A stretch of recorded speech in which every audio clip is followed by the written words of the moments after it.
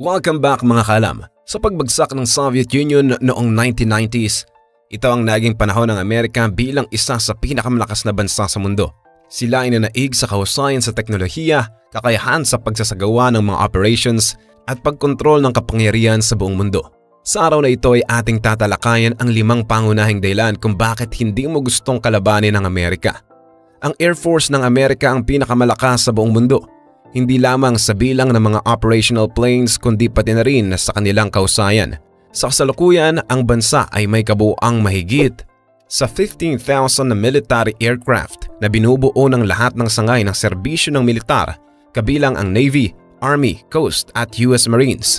Sa taong 2023, ang Air Force ng Amerika lamang ang may halos 5,300 aircraft, 406 na intercontinental ballistic missiles, at 117 military satellites, higit sa anumang ibang bansa sa mundo. Ang Amerika ang may pinakamaraming bilang ng mga stealth aircraft na dinisenyo upang maging tahimik at hindi mapapansin ng sistemang radar ng karamihan ng mga bansa sa mundo. Ilan sa mga stealth aircraft na ito ay kasama ang mga air superiority fighters tulad ng F-22 Raptor at F-35 Joint Strike Fighter, pati na rin ang mga mabibigat na bombers tulad ng B-2 Spirit. Sa katunayan, ang Amerika ang nagtayo ng teknolohiyang ito noong mga 1980s sa pamamagitan ng paglunsad ng F-117 Nighthawk Stealth Attack Aircraft. Ang mga stealth aircraft ay dinisenyo upang maiwasan ang pagtuklas sa pamamagitan ng paggamit ng iba't ibang teknolohiya na nagbabawas sa kanilang radar cross-section na ginagawa silang mahirap matuklasan ng mga radar na nakabase sa lupa o sa himpapawid. Ang makabagong teknolohiyang ito ay nagbibigay daan sa isang 5th generation na aircraft tulad ng F-22 Raptor na may maximum takeoff weight na 83,500 pounds na magkakaroon ng radar cross-section na lamang ng 0.0001 square meters, halos katulad ng sukat ng isang bubuyog. Ang mas kamanghamanghang bahagi ay ang malaking B-2 bomber ay mayroong ding parehong radar cross-section tulad ng F-22 Raptor, kaya't napakahirap subaybayan ang mga aircraft na may kahit na hindi sila nagtagumpay na matukoy sa radar ng kalaban. Ang konsepto sa likod ng teknolohiyang ito ay upang sirain ang kadena kung paano gumagana ang isang karaniwang surface-to-air missile defense system. Ito rin ang dahilan kung bakit ang mga bansa tulad ng China at Russia ay masigasig na nagtatrabaho sa pagbuo ng kanilang sariling stealth fighters tulad ng Chengdu J-20 at Sukhoi Su-57 ayon sa kani-kanilang pagkakabanggit. Ang mga aircraft na ito ay magbibigay daan sa US Air Force na magpakita ng dominasyon nito sa himpapawid sa anumang darating na labanan, at alam natin na ang kontrol sa kalangitan ay ang pinakamahalagang bahagi sa anumang digmaan.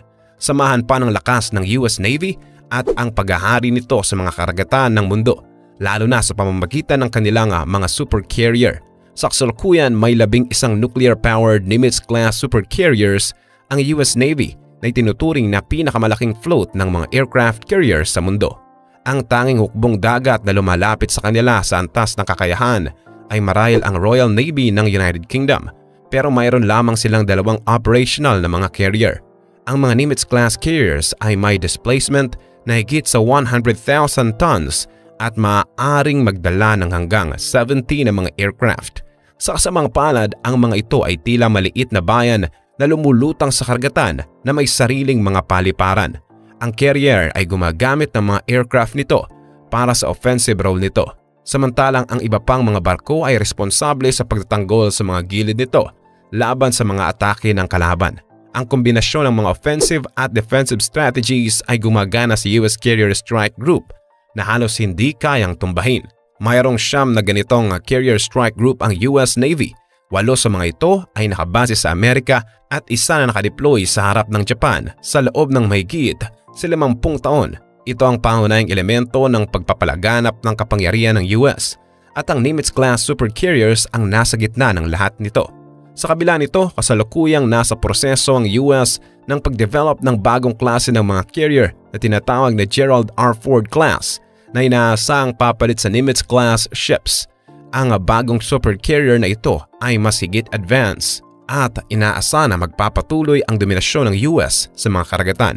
Ang ikatlong dahilan kung bakit hindi dapat mong labanan ng hukbong militar ng Amerika ay ang napakalaking bilang nito ng mga nuclear at conventional intercontinental ballistic missiles o ICBMs. Kala muli pa akong humingi ng inyong suporta sa pagpindot ng subscribe button sa baba dahil kamakailan ay maraming nare-restrict na videos ko sa algorithm at sa topic tulad nito. Hindi ko inaasahan na magpapakita ng awang YouTube kaya sana ay magpakita kayo ng suporta sa pamamagitan ng pag-like at pag-subscribe sa ating channel. Maraming salamat. Ang mga ICBM ay naglalaro ng papel sa US Nuclear Triad kasama ang mga Trident Submarines Launched Ballistic Missiles o SLBMs at mga nuclear warhead na dala ng mga long-range strategic bombers. Ang mga ICBM ay nilulunsad mula sa mga missile silos sa lupa at umaabot sa mataas na suborbital space na halos 1,000 milya sa itaas ng kalawakan ng daigdig. Ang katawan ng missile ay naghihiwalay mula sa warhead na pumapasok sa atmosphere at bumabagsak ng malaya sa mga itinakdang target nito sa hypersonic speed. Ang hukbong militar ng Amerika ay kasalukuyang mayroong 400 ICBM na nasa kanilang mga base sa Wyoming, Montana at North Dakota. Ang Minuteman III, ang tanging uri ng ICBM na kasalukuyang operational sa Amerika. Ang Minuteman III na pamilya ng mga ICBM ay unang na-develop noong 1960s bilang tugon sa Soviet nuclear threat. Ang mga bagong versions ng mga missile ay may abot na higit sa 8,000 milya na mas malaki pa sa diameter ng mundo at maaaring magdala ng maramihang 333 kilo ng bomba na may nuclear warhead na 20 beses na mas malaki kaysa sa mga bomba na ibinagsak sa Hiroshima at Nagasaki. Kung hindi dahil sa mga ICBM o mga stealth aircrafts na nagbubuhos ng pagsabog sa iyo, ito ang may gabay na kahusayan o mas kilala bilang mga smart bomb o PGM. Ito ang isa pang malaking dahilan kung bakit hindi dapat tangkaing kalabanin ang militar ng Amerika. Lahat ng sangay ng militar ng Amerika ay gumagamit ng mga smart bomb sa iba't ibang anyo. Ang mga sistemang ito ng mga armas ay dinisenyo upang maging eksakto at tumama sa partikular na target ng may pinakamataas na precision. Sa kasalukuyan, ginagamit ng militarya mga PGMs o precision-guided munitions mula sa hangin, lupa at dagat. Ang mga precision-guided munitions ay nagmumula sa iba't ibang anyo at gumagamit ng iba't ibang uri ng teknolohiya upang makamit ang mga tama ng mga tusok. Ang karamihan ng mga PGMs ay gumagamit ng mga satellite ng Global Positioning System o GPS upang gabayan ang kanilang direksyon patungo sa target. Gayunpaman, sa ibang pagkakataon nito ay maaaring maging isang problema dahil hindi palaging available ang GPS coverage sa lahat ng dako ng mundo o ang masamang kondisyon ng panahon ay maaaring hadlang sa mga operasyon. Ang MTAR ay maaaring gabayan sa mga nakatayo o kumikilos na mga target sa lupa at dagat gamit ang kombinasyon ng remote technology. Ang pinakamahusay na parte ay maaaring magamit ang mga bala na ito mula sa umiiral na mga sistema ng militar ng Amerika tulad ng M777 at M109A7 Paladin Integrated Management na mga self-propelled 155mm artillery systems. Ang mga bala ay magkakaroon din ng mas malawak na saklaw na 40 to 60 miles gamit ang mga rocket booster upang itulak ang mga ito. Kapag natapos, magbibigay ito ng isa pang makapangyarihang sistema ng sandatahan sa militar ng Amerika na hihigit sa iba pang mga bansa sa buong mundo. Ang ikalima at huling dahilan kung bakit hindi dapat labanan ng militar ng Amerika ay ang mga drone. Lahat tayo ay pamilyar sa kung ano ang isang unmanned aerial vehicle o drone at sa kung ano ang inaasahan nitong gawin.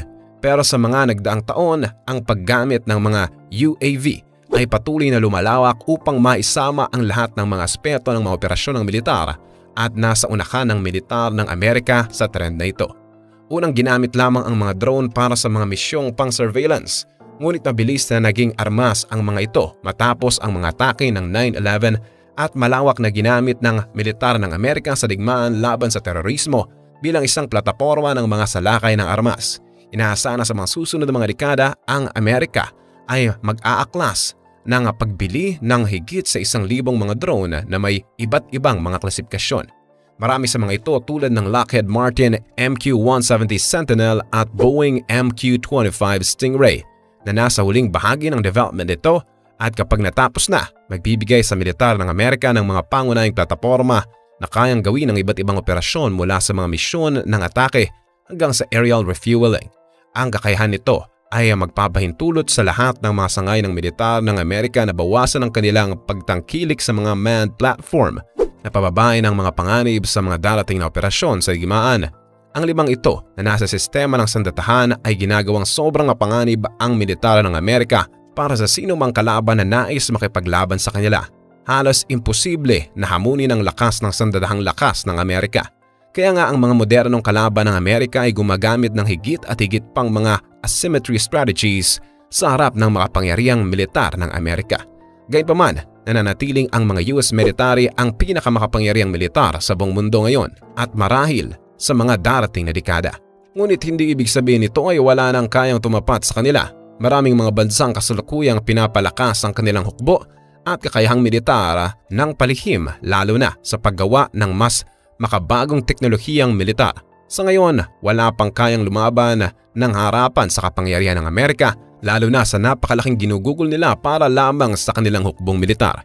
Sa darating na panahon ay malalaman natin kung ang ibang bansa ba ay magpapatuloy sa pagkalaban sa Amerika o mas magkakaroon ng mas alternatibong paraan upang makisalamuha sa kanila. Kalam, tulad ng pinangako ko, i-check ang link sa description at comment section ng video ito para mag-join sa ating FB group